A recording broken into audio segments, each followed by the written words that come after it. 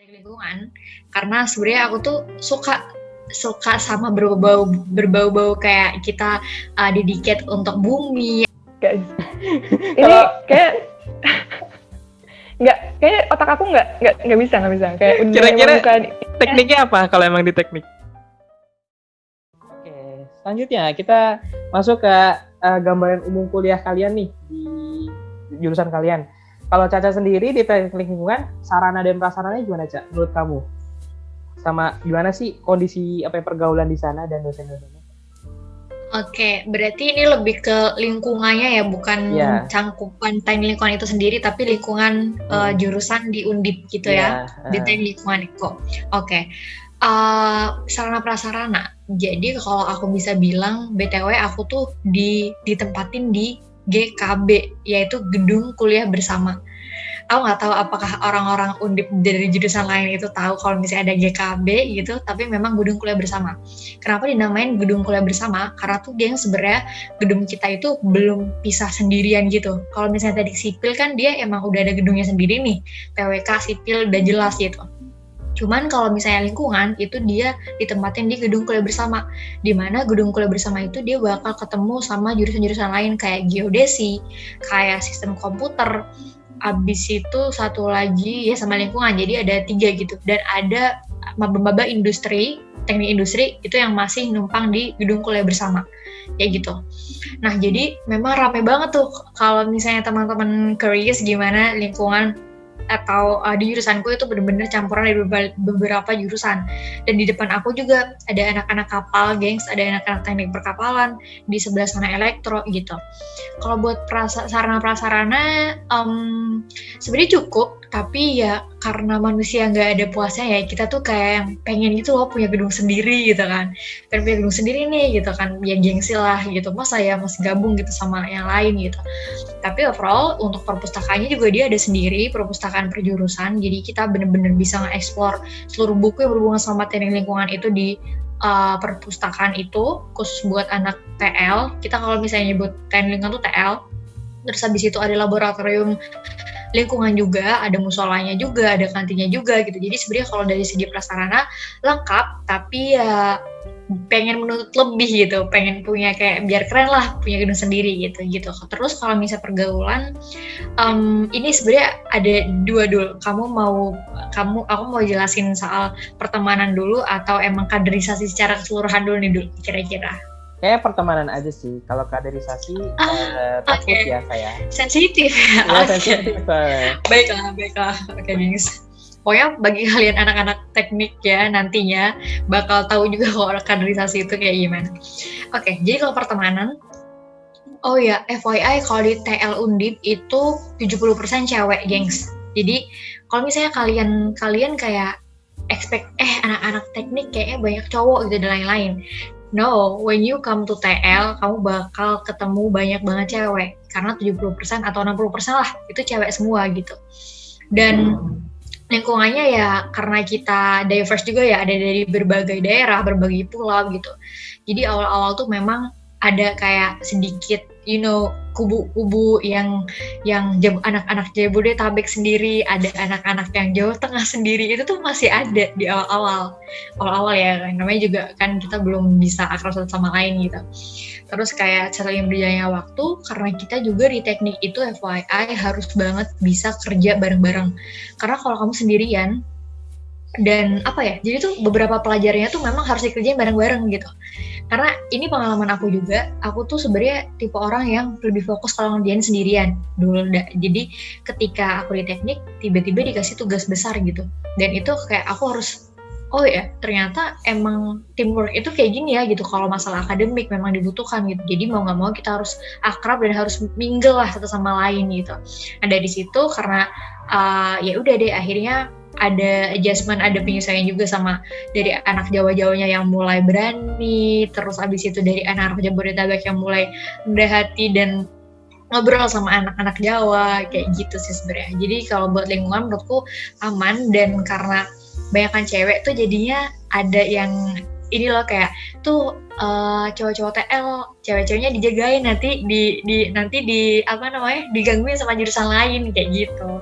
Jadi emang bener-bener gara-gara banyak cewek, dan TL itu BTW yang terkenal sama ceweknya yang cantik-cantik FYI. Jadi kayak ya gitu deh. Gitu. Makanya di depan kita kan anak kapal tuh. Nah, anak kapal tuh bilang kayak ada slogannya gitu, kapal cinta lingkungan gitu. Cuman kayak itu jokes doang sih, biar seru-seruan aja. Kayak gitu deh. Oh iya, dasar lucu banget ya. Iya, makanya. Iya, dari sini aku baru tahu ya, ternyata ada teknik yang isinya banyakan cewek loh. Ya kan? Yang selama ini kita Sama-sama aku juga baru tahu sih. Iya kan? Oke, the more you know. Terima kasih video ini. Ada lagi nggak Cak tambahan? Udah.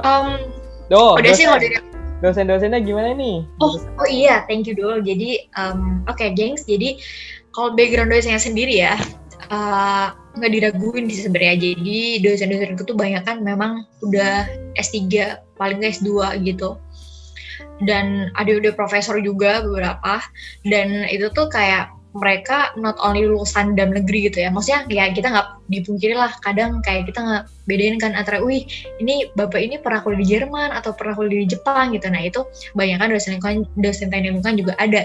Jadi kalau misalnya masalah ilmu atau gimana cara mereka ngajar, aku kayak udah appreciate banget sih, itu kayak bener-bener bagus lah gitu ilmunya mereka. Nah cuman ada beberapa dosen yang dia tuh punya caranya sendiri gitu ketika ngajar atau ketika misalnya ngasih tugas gitu. Jadi ada yang tiba-tiba ngide sesuatu gitu. Jadi kita tuh di teknik lingkungan guys ada yang namanya tugas besar. Aku nggak tahu apakah di FKM juga ada, cuman kalau di teknik lingkungan itu ada. Dan tugas besar itu adalah sebenarnya dia kenapa dinamain tugas besar, karena tuh tugasnya itu banyak dan waktunya itu satu semester atau setengah semester gitu. Jadi bukan tucil. Jadi kita tuh ada dua istilah, tucil sama tubes. Kalau tucil itu bisa dikerjain 3 harian atau 1 mingguan. Tapi kalau tubes itu benar-benar setengah semester atau bahkan 1 semester sekaligus. Karena itu kita ngapain sih sepanjang itu gitu? Karena kita merencanakan sesuatu. Merencanakan misalnya sistem drainase buat kota apa gitu. Makanya kita harus research di sana dan lain-lain. Dan itu takes time banget. Makanya dinamanya tugas besar. Dan kadang emang nggak tahu ya, mungkin anak-anak teknik udah biasa terhadap pressure yang udah dikasih sama dosen, kayak dosen tiba-tiba di tengah-tengah ngomong kayak tolong dong ditambahin ini, tolong dong diinovasiin kayak gini gitu. Jadi kayak kita ini aja belum kelar gitu, gimana kita mau improve gitu, kadang kayak gitu sih. Cuman aku rasa itu bukan sebuah penghalang bagi kalian yang pengen teknik lingkungan atau teknik lain. Nanti juga kalian bakal terbiasa dengan lingkungan yang kayak gitu. Jadi kayak gak pressure, tapi ya be patient dan tough aja lah gitu in the end. Kayak gitu sih Dol. Oke, bentar. Suaraku masuk gak? Masuk. Oke, soalnya unstable. Oke. Ternyata ini ya di dosen yang ngajar tuh emang diverse juga ya. Jadi kalau boleh tahu jurusan sarjana. Si dosennya ini emang fokus di teknik lingkungan atau dia ada teknik yang lain tapi ngajarnya di teknik lingkungan? Oke, nah ini menarik nih. Jadi dosenku itu banyak kan lulusan teknik sipil BTW gitu. Jadi gengs, ada korelasi yang kuat antara teknik sipil sama teknik lingkungan. Kenapa aku bisa bilang kayak gitu? Karena bayangin aja gini, misalnya ketika kalian pengen rencanain suatu perusahaan atau bangunan apapun itu, teknik sipil itu yang ngebuat bangunannya, habis itu teknik arsitek itu yang ngedesain bangunan, dan teknik lingkungan itu yang mikirin dampak bangunan itu buat lingkungan. Makanya anak-anak teknik itu selalu dibilang kayak harus kolaboratif nih, harus kompak satu sama lain. Nah, kalau kalian notice juga salah satu tagline kita tuh satu tekad teknik jaya gitu. Kita tuh satu gitu. Makanya itu bener-bener kayak kita satu teknik gitu, karena memang harus bekerja sama nih satu sama lain gitu. Nah, karena kita fokusnya itu ke dampak sesuatu terhadap lingkungan, yang kayak misalnya bangunan apa atau hotel apa atau gedung apa, itu kita mikirin juga gitu. Nah, maka kayak dosen-dosenku pun juga ternyata banyak kan yang dari sipil gitu. Jadi kita itu sebenarnya anak dari sipil. Awalnya itu cuma sipil doang, tapi ternyata nih dibutuhkan juga orang yang ahli gitu terhadap dampak bangunan ini ke lingkungan tuh kayak gimana, bukan cuma yang bisa ngebangunnya doang gitu, tapi nggak tahu atau nggak bisa ngekalkulasi dampaknya. Jadi kita karena turun dari sipil, maka kita juga belajar pelajaran sipil BTW, dan banyak banget pelajaran teknik lingkungan yang align sama pelajaran teknik sipil. Kayak misalnya mekanika rekayasa atau kayak gitu-gitulah pokoknya tentang bangunan. Nah, jadi dosenku beberapa ada yang dia background-nya dari teknik arsitek ada, habis itu ada yang dari teknik sipil ada, dan sisanya itu kayak asli lingkungan juga ada, tapi biasanya S1-nya di lingkungan ITB, terus S2-nya baru dia fokus ke, misalnya kalau lingkungan kan banyak ya, di udara misalnya ambil di Jepang gitu, atau di Jermannya, kayak gitu-gitu sih. Jadi memang surprisingly sebenarnya S1 mereka tuh banyak kan teknik sipil, bukan teknik lingkungan, kayak gitu. Oke, ya baru tahu juga sih, bener. Kirain teknik lingkungan dosennya juga teknik lingkungan juga, ternyata turunan dari sipil ada gitu ya. Bahkan arsip juga ada. Ada bahkan aksi ada. Jadi semua dosen tuh punya fokusnya masing-masing gitu dulu. Ada yang dia dosen air, dosen udara itu ada. Jadi jangan asing sama istilah-istilah kayak gitu, karena kita sering kayak bilang, oh ya Pak ini tuh dosen udara, ahli air gitu, ahli tanah, kayak avatar jadinya. Avatar tuh ngumpul di teknik lingkungan BTW. Jangan-jangan avatar sarjananya teknik gitu. Kita cari tahu ya nanti. Oke, cool. Thank you Caca buat penjelasan tentang teknik lingkungannya. Oke. Sekarang kita ke kesehatan lingkungan, dan gini deh, karena kan kesehatan lingkungan ada aku dan Syahda. Jadi utamanya Syahda dulu aja. Nanti aku tambahin jika ada yang penjelasan yang kurang. Oke, boleh nih Syahda. Mantap. Oke, thank you. Ini terkait gambaran kuliah di masyarakat dan kesehatan lingkungan. Oke. Ini pertanyaan sama kayak Caca ya, kayak sarana prasarana, terus juga kayak pergaulan terus sama dosennya. Oke. By the way, aku tadi banyak banget info yang aku baru tahu gitu tentang PL dari Caca, dan ternyata kayak banyak ceweknya juga, terus dosennya itu background-nya tuh dari berbagai jurusan gitu. Nah, kalau di aku sendiri, kalau untuk sarana prasarana di kesehatan masyarakat di FKM itu sebenarnya menurut aku lengkap aja sih gitu. Kita punya perpus, terus kita juga punya musola, terus kita juga punya lab. Tapi mungkin kalau ngomongin kantin agak gimana gitu ya. Sebenarnya kita punya kantin guys gitu ya. Tapi biasanya anak-anak FKM tuh kalau makan itu di FPIK gitu. Jadi di kantin FPIK. Jadi suka ngejajah. Fakultas lain ya. Iya, kan fakultas lain. Nah, karena FKM sama FPIK itu deketan, terus kayak bisa jalan kaki gitu loh, jadi kayak ada jalur khususnya gitu kalau misalkan anak FKM mau makan di FPIK gitu. Jadi tuh kadang kantinnya FPIK tuh udah penuh tuh sama anak-anak FKM, terus belum ditambah anak FPIK juga kayak gitu. Tapi sekarang kantin FKM tuh juga udah diperbaharui gitu ya, terus chatnya tuh juga udah lebih menarik, udah diperbaharui juga lah gitu. Nah, terus kalau misalkan dari ruang kelasnya sendiri sama aja sih mungkin ya kayak fakultas lain gitu. Jadi kadang ada misalkan dari maba itu masuk ke kelas yang baru dipakai sama kakak kelas kayak gitu-gitu ya, kakak tingkat Nah, jadi gitu sih sebenarnya mungkin sama aja. Terus kalau untuk in terms of pergaulan atau lingkup pertemanan gitu, FKM itu kalau tadi Caca 70%, kayaknya aku bisa bilang 90% cewek sih. 90% di FKM itu cewek, kayak cowoknya tuh bisa dihitung dengan jari, bahkan waktu itu sekelas itu aku cuma ada 9 cowok gitu.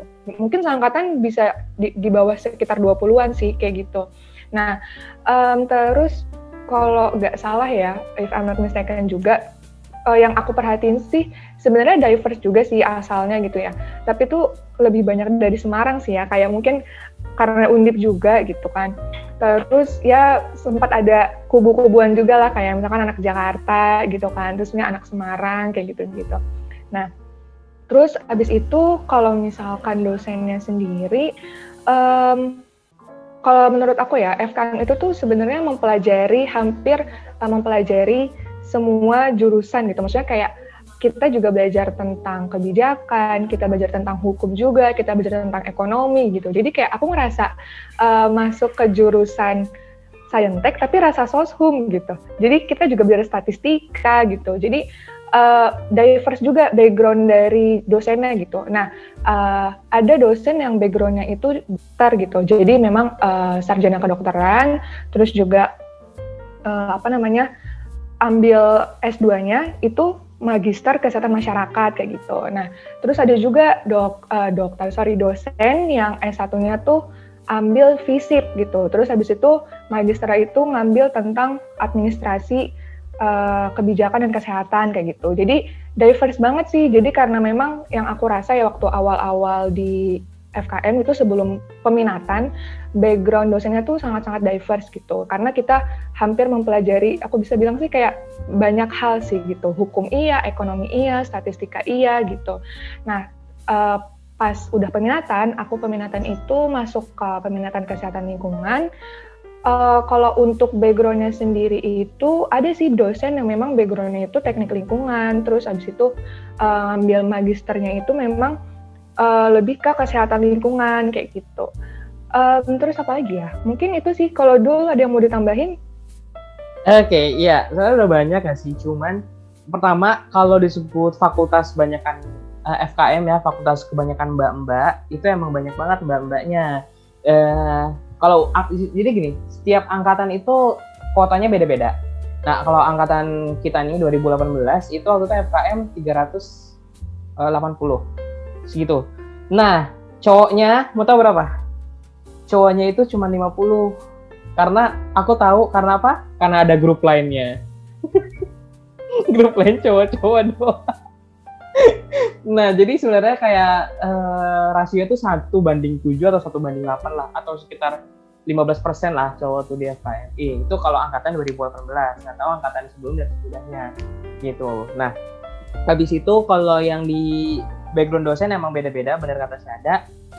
Jadi ada yang emang S1-nya jurusan lain tapi S2-nya magister kesehatan, ada juga yang S1-nya kesehatan, S2-nya magister lain, itu tetap bisa ngajar di FKM. Yang penting kalau dosen tuh minimal S2 nggak sih, kalau nggak salah, kalau buat jadi dosen gitu. Nah, kalau pergaulan sih, kalau aku pribadi waktu pertama kali kuliah di sana, emang sih kebanyakan dari Semarang atau Jawa Tengah, teman-teman cewek, dan kebanyakan di Jawa Tengah. Cuman aku nggak merasa, aku dengar isu tuh anak Jabodetabek itu susah mengelompok sendiri gitu. Dan aku merasa di pergaulan tuh nggak ada sih. Kita kan sekelas ya. Kalau aku pribadi di kelasku nggak ada gap kayak gitu. Cuman benar-benar itu yang aku lihat itu lambat laun mulai sebenarnya karena kecocokan juga nggak sih? Bukan karena emang memisahkan diri, tapi karena kita punya circle yang beda-beda sebenarnya. Satu frekuensi kali ya. Sebenarnya kalau tugas, kalau apa yang ibaratnya dicampur semua, kita tetap bonding. Tapi kalau misalnya kita temen dekat, itu udah mulai kelihatan. Dan misalnya satu circle dia itu nggak tentu orang Jawa Tengah juga, sebenarnya circle-nya sebenarnya dari diversity juga loh, beragam gitu. Jadi menurutku untuk mengelompok Jabodetabek dan daerah lain tuh enggak sih kayak gitu. Nah, kalau semenjak di kesehatan lingkungan, bener kata Syahda, kayak contohnya deh, kita kan di FKM itu ada 9 peminatan. Kenapa sih peminatan nggak prodi kayak gitu? Karena sebenarnya untuk di FKM gini ya, kan kalau di UI prodi ya, prodi kesehatan. Iya. Ada prodi kesehatan masyarakat, ada prodi K3, ada prodi Kesling. Ada Kesling juga. Ya.